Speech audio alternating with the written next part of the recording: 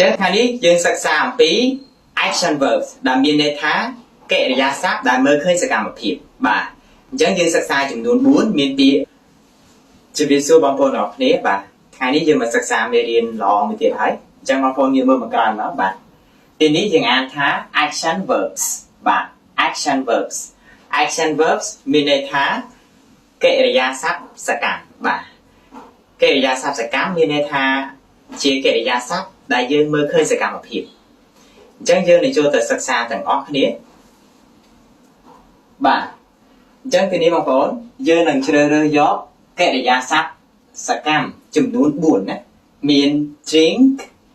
speak walk and work បាទអញ្ចឹងពី4នេះយើងនឹងយកវាទៅប្រើជាមួយនឹងសព្វនាមប្រធានទាំង7ឬក៏យើងហៅថា subject pronouns បាទអញ្ចឹងទីនេះបងប្អូននេះ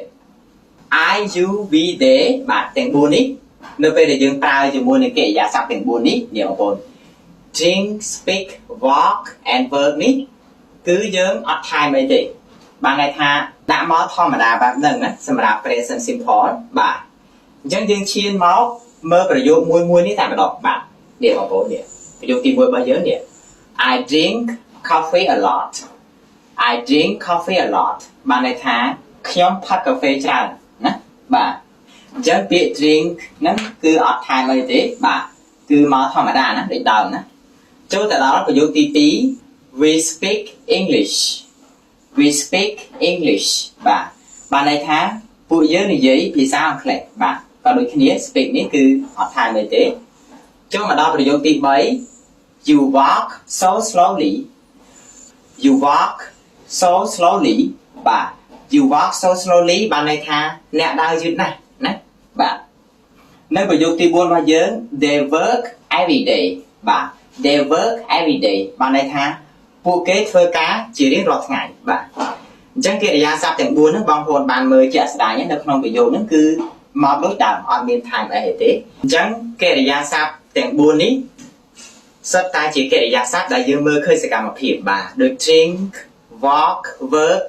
បាទគឺជាកិរិយាសព្ទដែលយើងមើលឃើញសកម្មភាពអញ្ចឹងហើយបាទយើងហៅថា action verbs បាទអញ្ចឹងយើងចូលទៅកាន់ចំណុចមួយទៀតបាទទីនេះគឺយើងយកកិរិយាសព្ទទាំងអស់ហ្នឹងមកប្រើជាមួយនឹង he she it ម្ដងបាទប្រើជាមួយនឹង he she it អញ្ចឹងទីនេះ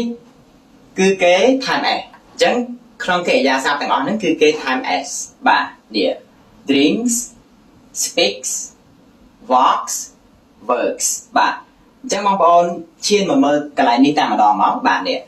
អញ្ចឹងគេជ្រើសរើសយក he មកនេះ he drinks coffee he drinks coffee បាទអញ្ចឹងកន្លែងនេះគេថែម s តែមុនហ្នឹងអត់ថែមទេឃើញទេបាទ he drinks coffee បានន័យថាគាត់ផឹកកាហ្វេណាមួយទៀត she speaks well she speaks well បានន័យថានាងនិយាយបានល្អ